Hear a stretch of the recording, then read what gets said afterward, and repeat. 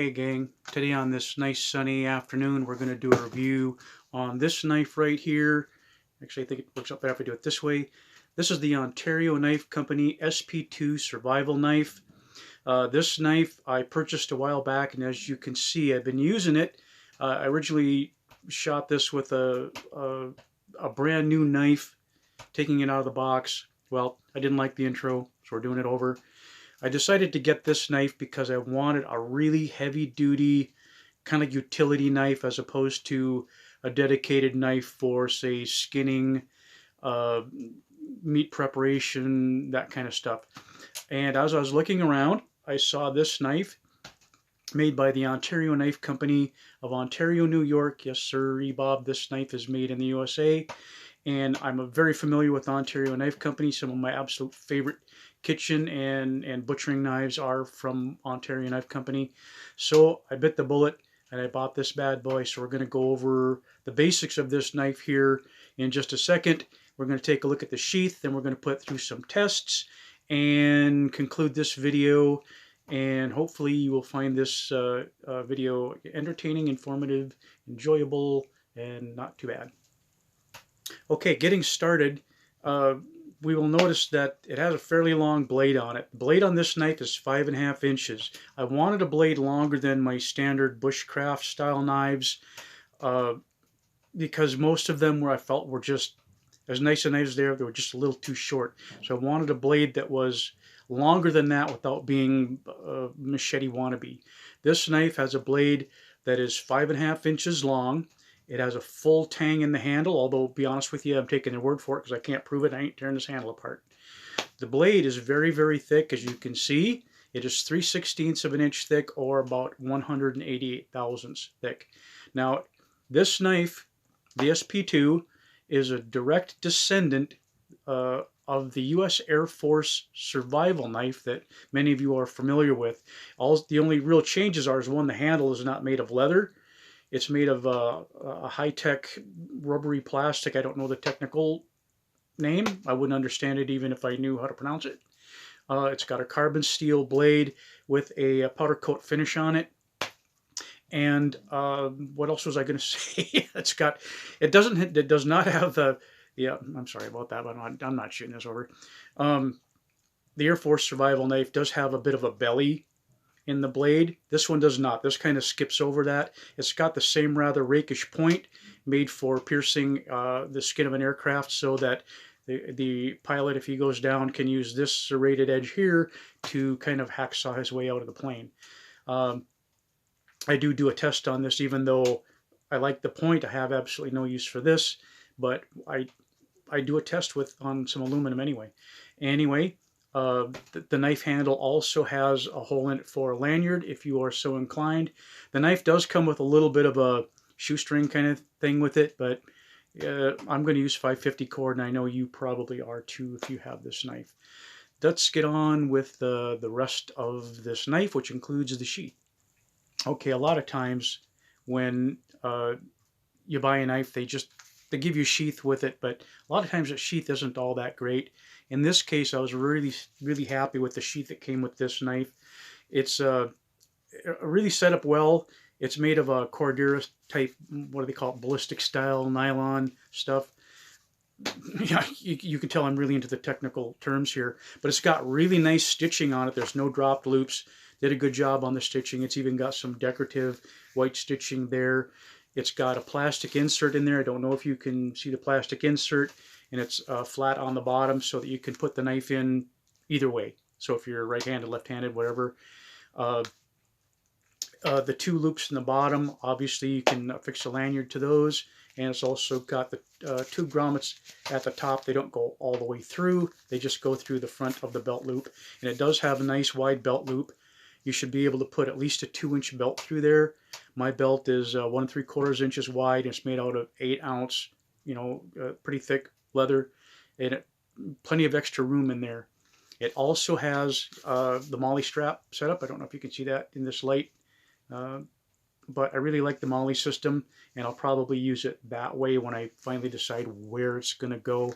The thing I like most though about this sheath is the fact that it has two, not one, but two safety straps, which on a survival knife, I think that's just the best idea ever, because the last thing you want to lose if you're out in the woods lost or whatever is your knife. Your knife is going to be the thing that gets you home probably more than anything else. But the fact that it's got two of them on there, I think is just the bee's knees. And I'm very, very happy with the sheath. So what we're going to do now is, actually I'm lying because I already shot the footage, but what we already did already that we're going to pretend we're going to go out and do now is we're going to go out and start using this knife. The first thing we're going to do is I'm going to use this knife, which is right behind me, to slice up some meat. It's not a meat cutting knife per se, it's a survival knife, and it's got a really thick wide blade to it. So I just want to see with the factory blade, factory sharpness, just how well it'll cut through meat. We're going to go out and we're going to baton down some trees and do some other stuff, and we're going to hacksaw through some tin, and then we're going to cut some more meat at the very end, and then we'll wrap up the video. Okay, I pulled a little bit of a steak out of the freezer and cut it in half, and we're only going to get one or two shots at this. This is a very old steak, that's why I decided to use it. It's like almost vintage steak. So what we're going to do is we're just going to use our Ontario Knife Company SP2 to see what she can do in cutting meat that is thawed out. And actually it's doing a pretty good job. Look at that. Not bad for a survival knife. If you ever have to like survive in a fancy restaurant, you'd be able to cut your steak even with it rare. That's not doing too bad. And this is the factory edge. I didn't sharpen it. This is the very first thing this knife did, because I didn't want to, whoop, there's a little bit of fat on there, as you can see. That's pretty respectable. This is not, kitchen cutlery, That's not bad at all. Gonna make me a chimichanga, or a chimichanga. I don't know, one of those things. Let's call her quits. I'm pretty happy with that. And don't be knocking all the stains on my cutting board, because I also use this to do leather work. I'm a guy. I can do that. Okay, I don't know if you can see that. It is 11:34 right about now. Okay, let's get started.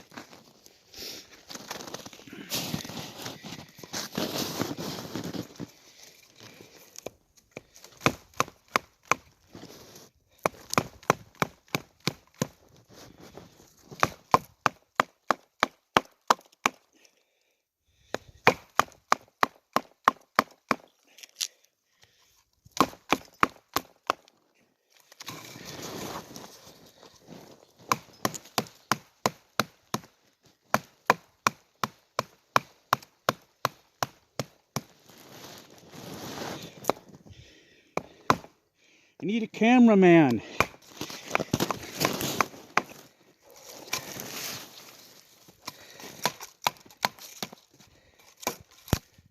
How many branches on this tree?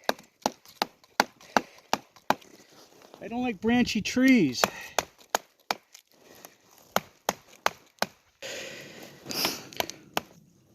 Okay, can you see that?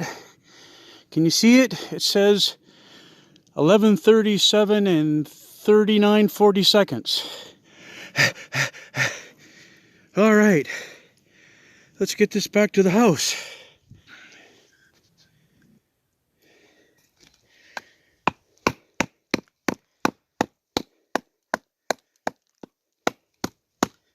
Let's see if we can't baton through this very branchy wood here.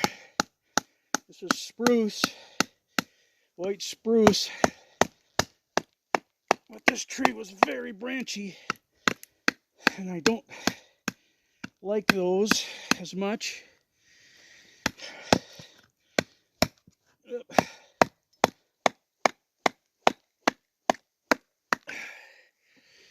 Unfortunately, you can't look forever for a tree to cut down.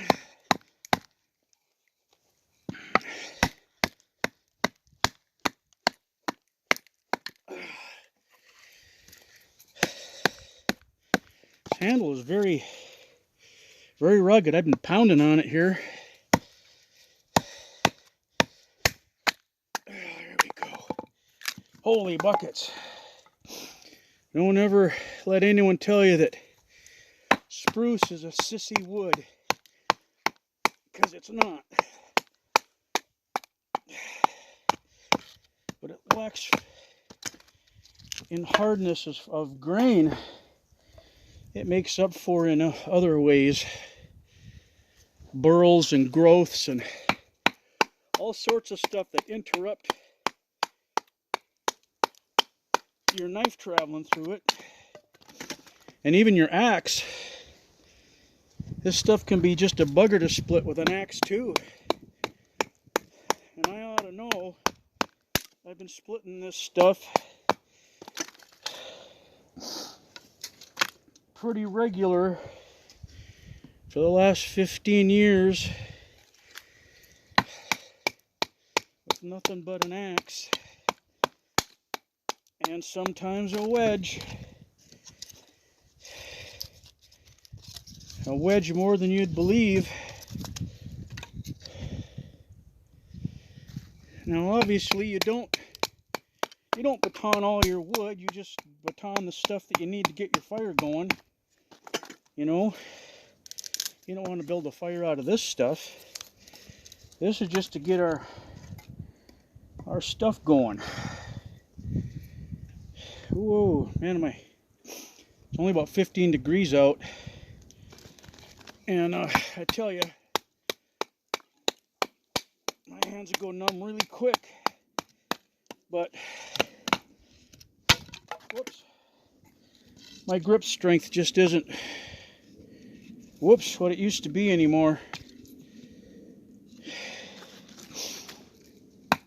But gloves, they reduce your grip strength by about 50%. So it can be kind of difficult to use gloves doing this when you really got to hold on to both your knife and your baton. All right.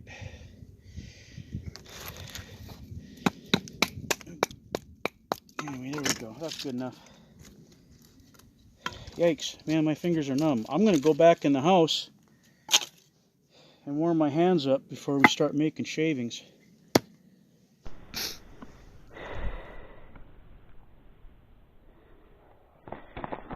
Okay, I'm going to have to stand up for this, it looks like.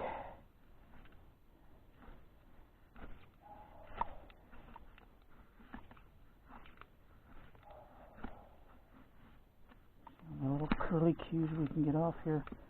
I actually went and searched through these for the one with the least amount of branches coming out of it. In hindsight, I would have looked for another tree that wasn't quite so branchy, but you can't spend forever looking for one of those either.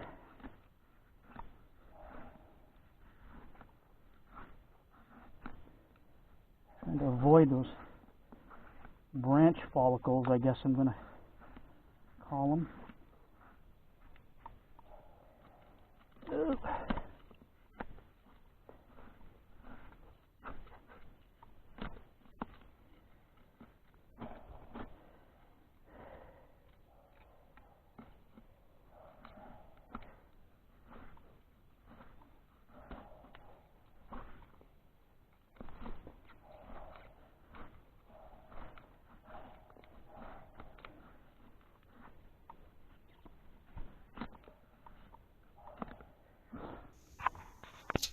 Okay, we've got the cinder block here.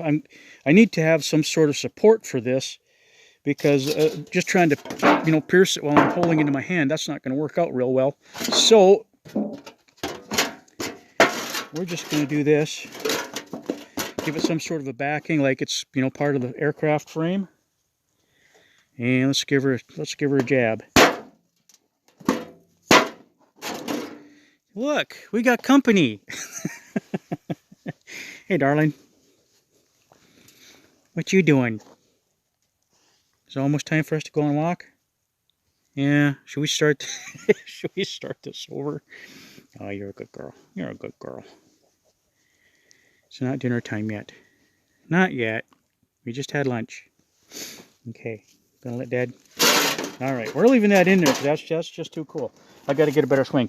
She did pierce it twice, but we can do better than that. We got to give us a real swing. All right, there she goes.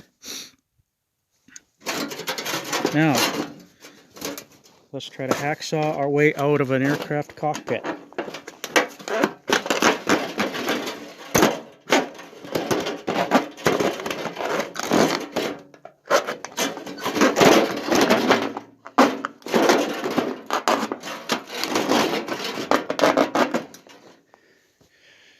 Well, I guess that works, huh? Okay, we've got a bit of a pork sirloin here. I cleaned the knife off, and you can see it's starting to show its wear, and it's brand new, but there's a little bit of, just a little teeny bit frozen in the middle, but I'm kind of hungry. It's been a long day, so I'm just going to slice up this pork sirloin, or pork sirloin, my pork loin, excuse me, quick here. Should probably trim that fat off and make it easier, but I'm just going to slice these up quick. You see it's, I expected this knife to actually squish it down more, but it's actually cutting quite well. I should have taken this out of the freezer, i.e. brought it in from outside sooner, but it's cutting really well after pounding it through many trees. So we're gonna call that good for today. Not a bad performance. Okay, well there you have it. The Ontario Knife Company SP2. I'm very happy with its performance. It did everything I showed in the video very well. Even with the factory edge on the blade, like I said, I didn't sharpen it at all. I just wanted to give it a fair test out of the box, which I did. And I'm very pleased with its results. In fact, I've been using this knife quite a bit since I got it. I never ended up in the sheath, on my pack. It's been on the kitchen counter this whole time, just doing random stuff. I like the 5.5-inch blade. I like the profile of the knife. It's very comfortable to hold. The only thing this knife did not perform as well as I would have liked, and I didn't even put it in the video, was with a ferro rod striking it to start a fire.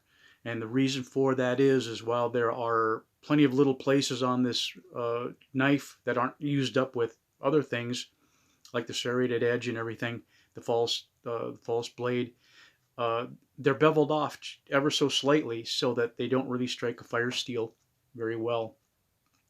That was my only real, you can't even call it a complaint because I'm quite sure it wasn't designed to do that. This is not a bushcraft style knife. This was designed to assist a pilot who's down in, his aircraft went down. And I don't think a pilot would want to start a fire behind enemy lines, so that probably wasn't even a consideration. I do have other ways of starting fires, obviously. So while it would have been really nice if this would have struck a fire steel really well, it wasn't a deal breaker for me. And you could actually, if you had a machine shop in town, you could actually take them there and they could actually mill that off just a hair and take care of that problem if that's something that bothered you. You might even be able to do it with a file. I really don't know the Rockwell. I think it's Rockwell 57 to 60, somewhere in there. I don't know if you could file that off. I would imagine you could, or you could use a grinding wheel. I tend to not like to do that to my equipment. I like to, keep it as it is. So, but anyway, there you have it. Let's finish closing up this video. Well, there you have it. That's my review on the Ontario Knife Company SP2 Survival Knife. I hope you found it a little bit interesting and enjoyable and informative. I want to keep it as short as possible. I have a hard time doing that because I ramble like I'm doing now.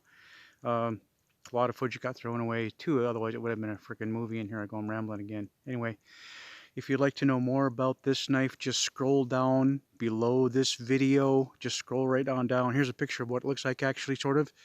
Okay, click on the link, either one of those two links, and it will take you to that product. And if you buy that product or another Ontario Knife Company knife, I will get a small commission paid to me by the storefront. It doesn't add anything to your cost. If you do that, I'd very much appreciate it. It'll help me earn just a little bit of a living and buy food for that little creature that just walked by us, that is continually following me around for some odd reason. Food has something to do with it, I'm sure. Anyway, I hope you enjoyed the video. We got to go back home now and fix up a little bit of lunch. Thanks for watching, and we will see you on the next one.